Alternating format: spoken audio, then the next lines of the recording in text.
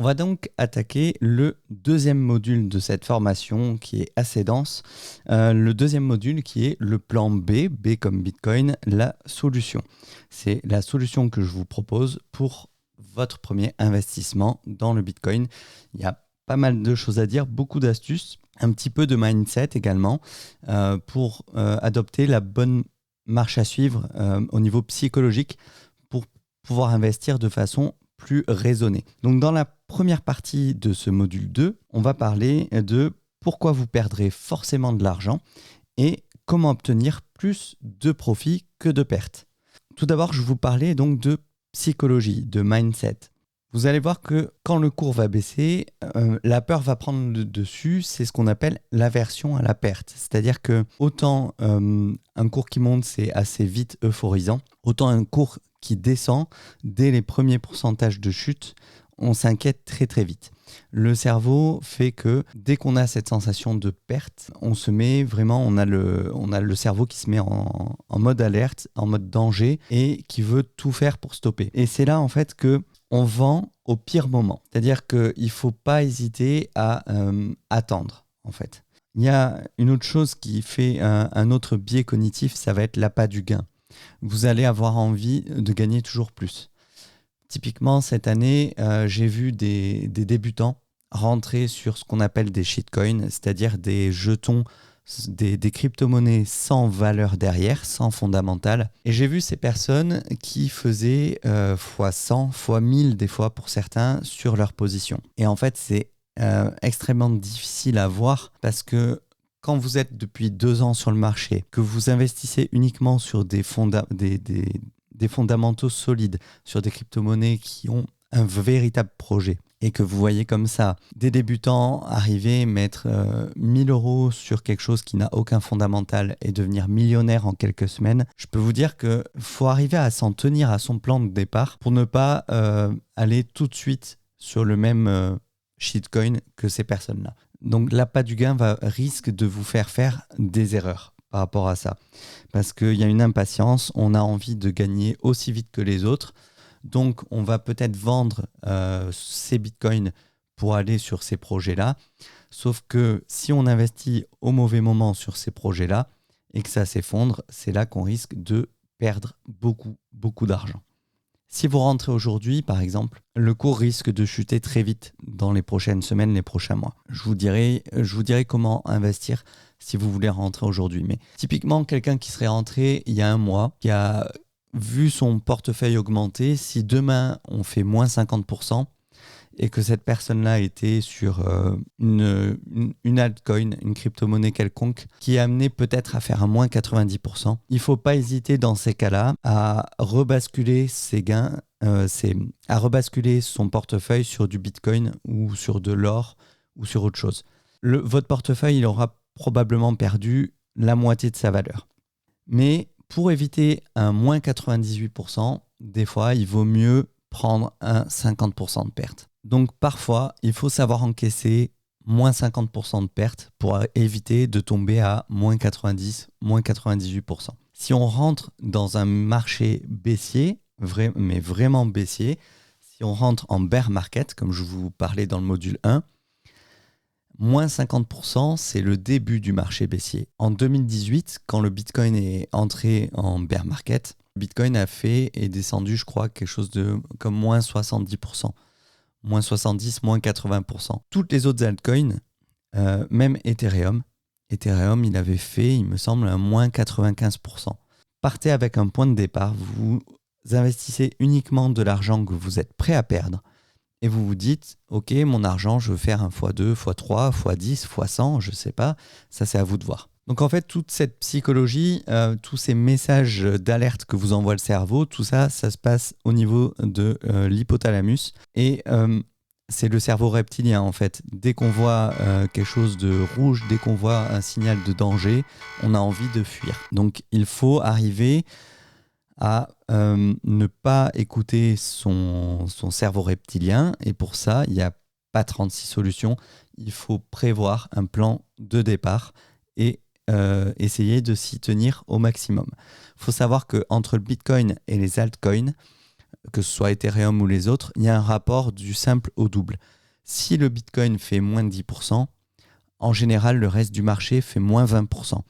C'est pour ça qu'au départ, je vous dis, investissez sur du Bitcoin parce que c'est moins volatile. C'est très volatile, mais c'est moins volatile que les autres crypto-monnaies. Donc, ça permet quand même d'arriver à rentrer sur un marché volatile, mais de minimiser l'impact. Parce que quand vous voyez en quelques heures, parce que quand je vous dis sur une journée, le Bitcoin il a fait moins 30% et le reste a fait moins 60%, c'est pas sur une journée que ça se passe. Ça se passe sur quelques dizaines de minutes.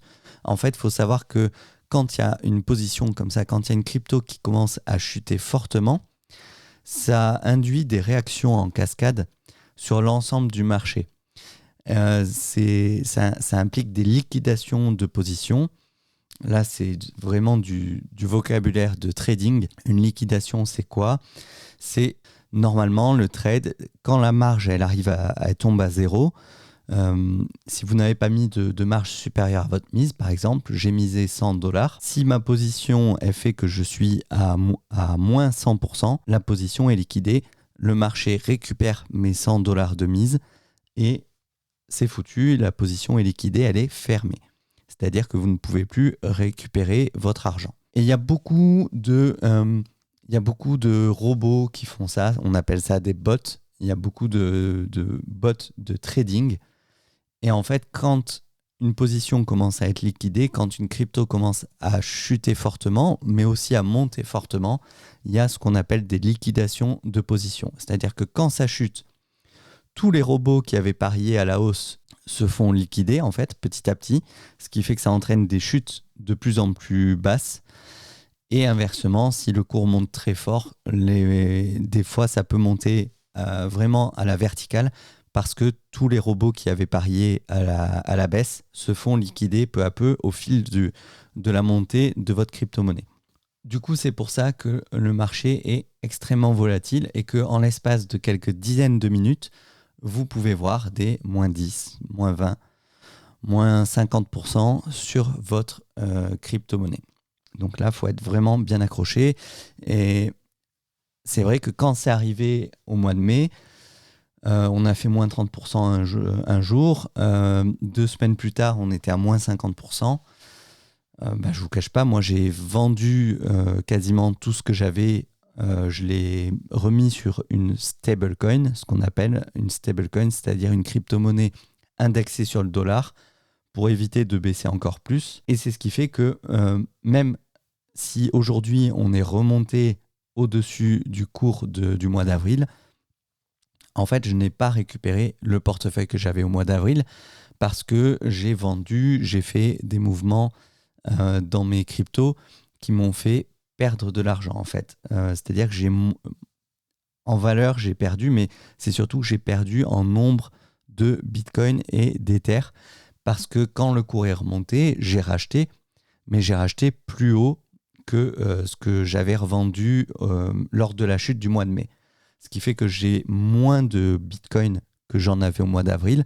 Donc même si en termes de chiffres, en termes de valeur, le Bitcoin est plus haut que ce qu'il était au mois d'avril, comme j'en ai moins dans mon portefeuille, forcément, au global, mon portefeuille est plus bas. C'est pour ça qu'on vous dit il faut vendre quand c'est haut et acheter quand c'est bas.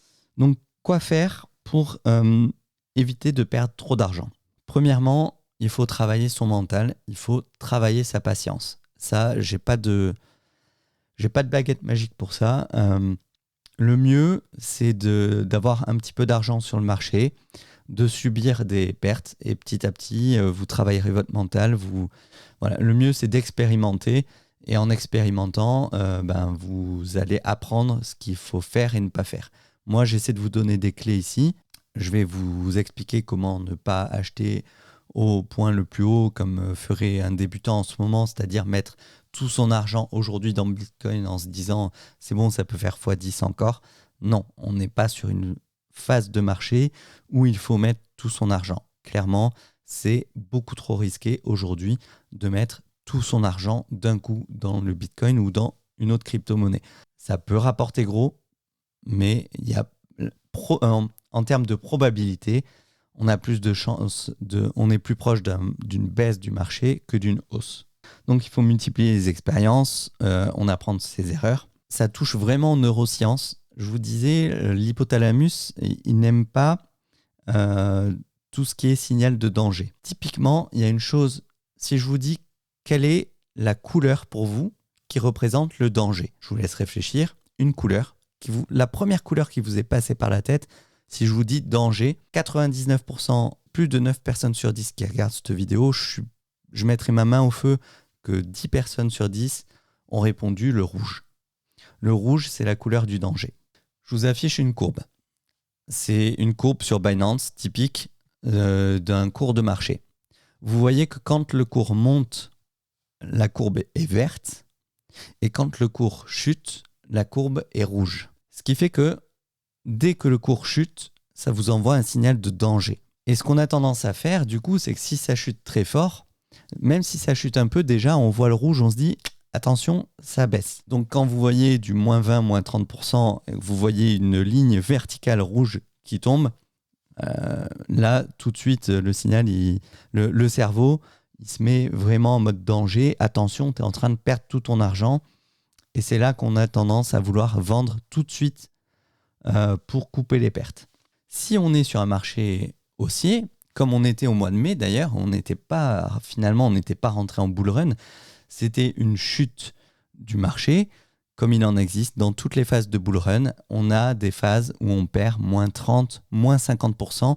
Ça arrive à chaque fois, c'est normal. Et c'est dans ces moments-là qu'il faut savoir, on ne peut pas sur le coup savoir si on est rentré en bear market ou si c'est juste une chute du marché normale.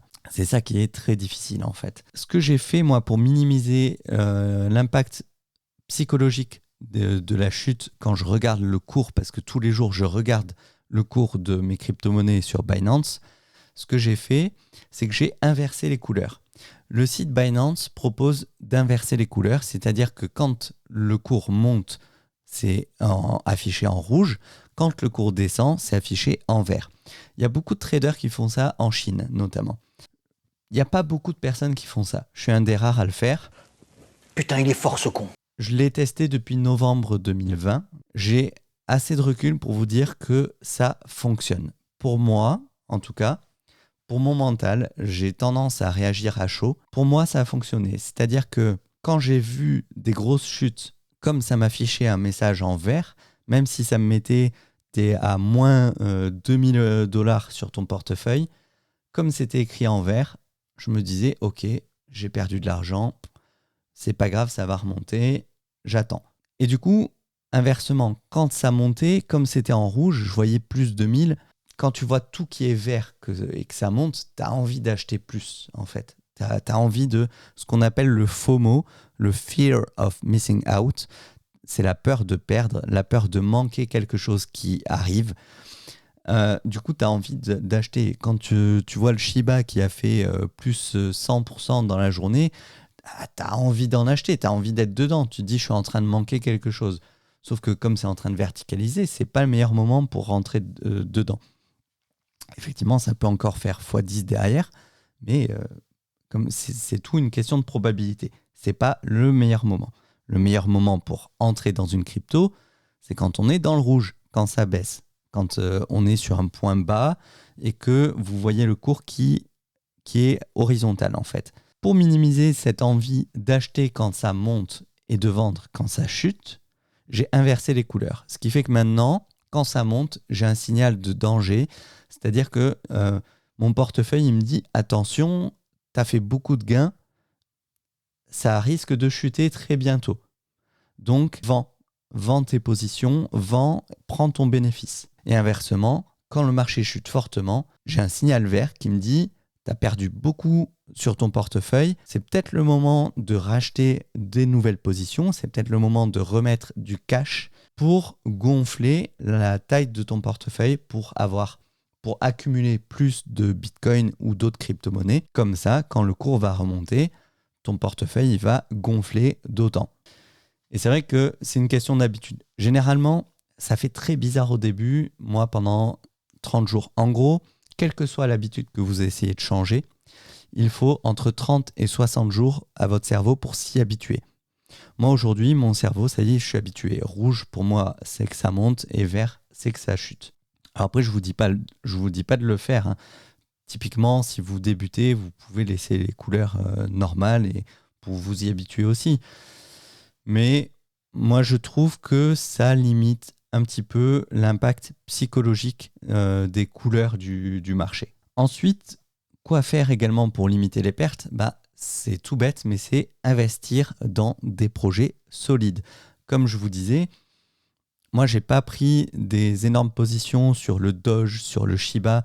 Le Doge, c'est une crypto-monnaie qui a explosé en début d'année grâce à Elon Musk parce qu'il avait juste fait un tweet en marquant Doge. Donc, il y a ce qu'on appelle les noobs, tous les débutants qui ont dit « Ah, Elon Musk, il a du Doge, faut que j'en achète ». Et il a fait comme ça monter le cours, il a fait exploser le cours du Doge. C'est vrai que je ne suis pas rentré dedans, je me suis dit non, le Doge c'est une blague, c'est vraiment une blague. Le Doge a été créé pour prouver que n'importe quelle crypto peut exploser comme le Bitcoin, même sans fondamental derrière.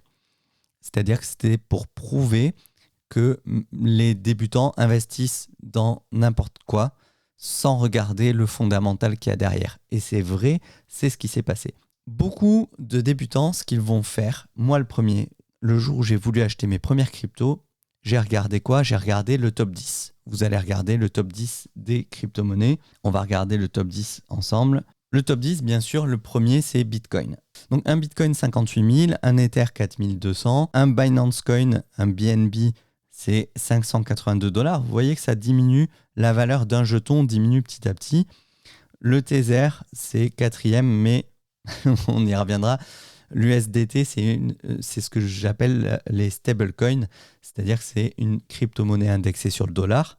Vous voyez qu'elle vaut $1. Généralement, elle vaut $1, $1,02 ou 0,98, mais voilà, c'est une oscillation qui se fait autour du dollar. Donc, n'allez pas acheter du Tether en vous disant je vais faire x10 dessus, c'est impossible. Voilà. Mais elle est quatrième parce qu'en termes de volume, la quantité en dollars qu'ont investi les gens fait que c'est la quatrième crypto-monnaie du marché. La colonne de gauche, vous avez le nom des crypto-monnaies. La deuxième colonne, c'est le prix par jeton. En 24 heures, c'est le pourcentage sur 24 heures, c'est-à-dire les pertes ou les gains, de combien ça a monté ou baissé, la variation sur 24 heures. Ensuite, vous avez le pourcentage sur 7 jours, donc c'est la même chose de combien le cours de la crypto a varié sur une semaine. Ensuite, donc, vous avez le market cap.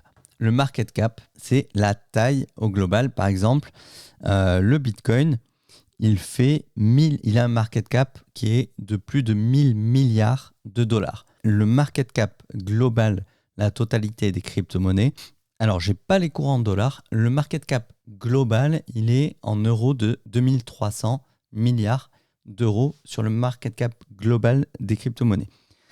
Sur ces 2300, donc le Bitcoin représente 42%.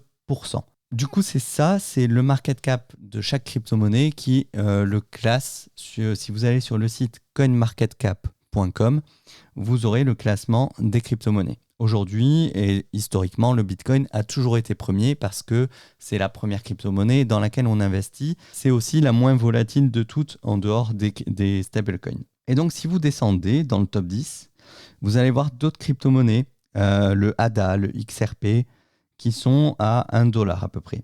Il y a l'USDC, vous voyez, qui est rentré dans le top 10 aussi. Et vous voyez donc en 10e et même en 11e, en 10e, il y a le Doge.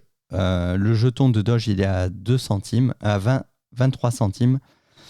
Et le Shiba, vous ne l'avez pas là, mais je pourrais vous le montrer. Je fais une capture d'écran. Le Shiba, il est à 0,00004 $. Donc forcément, les débutants, ils arrivent, ils disent ouais, mais si j'ai 100 $, je peux pas acheter beaucoup de Bitcoin avec 100 $. Par contre, si j'ai 100 $ et que j'achète du Doge, je peux avoir 50 Doge, alors que je peux avoir que 0,001 Bitcoin. Ils vont se dire, puisque j'ai plus de jetons, je vais acheter la crypto où je peux avoir plus de jetons. Parce que comme ça, si un jour elle vaut le jeton de Doge vaut 58 000 $, ben forcément, je vais être multimillionnaire, voire multimilliardaire. C'est la mauvaise façon de penser. Typiquement, je prends l'exemple du Shiba. Je vous disais, il est donc à 5 chiffres après la virgule. Et l'autre jour, je dis à mon père, bah, t'as du Shiba? Non. Il me dit, ouais, j'en ai un petit peu. Bah, il me dit, je garde parce que bah, j'attends le jour où le Shiba il va faire 1 $. Autant que j'attende qu'il arrive à 1 $.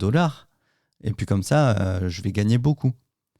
Et je dis, ouais, mais en fait, pour arriver à 1 $, je crois qu'il me parlait même de 15 $.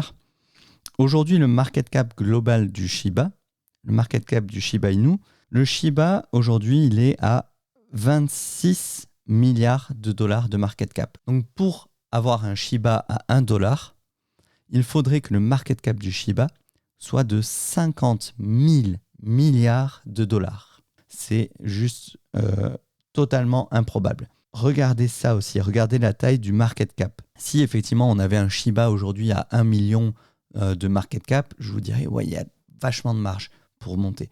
Si vous voulez investir dans une petite crypto-monnaie, typiquement une crypto qui serait à quelques centaines de millions de dollars de market cap, c'est déjà une grosse crypto-monnaie, il y a déjà pas mal de gens qui ont investi dessus, mais il y a beaucoup de marge, il y a beaucoup de place encore pour monter à, mettons, 1 milliard de market cap. Ne vous fiez pas en fait au prix d'un jeton. Que le jeton il vaille 0,000001 $ ou qu'il vaille 50 000 $ comme le Bitcoin aujourd'hui, ça n'a pas d'importance en fait. Ce qui compte, c'est la taille, le market cap du jeton. Quelle place il a encore, jusqu'où il peut monter encore. Il faut investir dans des projets solides et les shitcoins vont vous permettre peut-être de faire des fois 1000, mais par contre c'est beaucoup plus risqué et surtout quand on va rentrer en bear market, les shitcoins sont les premiers à saigner, mais vraiment saigner. Et ce qui fait que ça va chuter très vite, c'est que ce sont typiquement des crypto-monnaies dont plus de la moitié, parfois même 80% du nombre des cryptos sont détenus par une ou deux personnes qui ont créé cette crypto-monnaie. Du coup, ils vont attendre, ils vont laisser arriver, ils vont laisser rentrer tout le monde en fait. Ils vont laisser leur crypto monter. C'est typiquement le cas du Shiba. Il faut faire vraiment gaffe parce qu'il y a très peu de portefeuilles qui détiennent le gros du capital. Alors que contrairement au Bitcoin, le Bitcoin, c'est divisé vraiment en tellement de portefeuilles. Il y a des baleines. Ce qu'on appelle des baleines, c'est des personnes qui ont un gros portefeuille. Il y en a beaucoup, j'en parlais dans le module 1, mais ce n'est pas non plus dans leur intérêt de faire chuter le cours du Bitcoin, de vendre tout leur Bitcoin. Donc c'est pour ça qu'ils vendent petit à petit, parce que ça leur permet aussi de récupérer plus de gains. Ça leur permet d'avoir moins d'impact sur le prix de la crypto-monnaie. Mais quand on est sur un shitcoin, comme ce n'est pas quelque chose qui est prévu pour durer au long cours, il faut faire gaffe. Donc je vous dirais, il vaut mieux investir sur des projets plus solides, qui ont une vision au long terme. Typiquement, moi j'ai investi dans Polkadot, Aave, VeChain, Chainlink. Voilà, c'est des projets qui ont bien monté déjà. Elrond. Ils ont eu beaucoup de gains, mais il y a une vision au long terme. Et enfin, quoi faire pour limiter la perte? Vous n'investissez que ce que vous êtes prêt à perdre. Voilà, je le répéterai tout le temps. N'investissez que de l'argent que vous êtes prêt à perdre parce que vous n'êtes pas à l'abri de le perdre.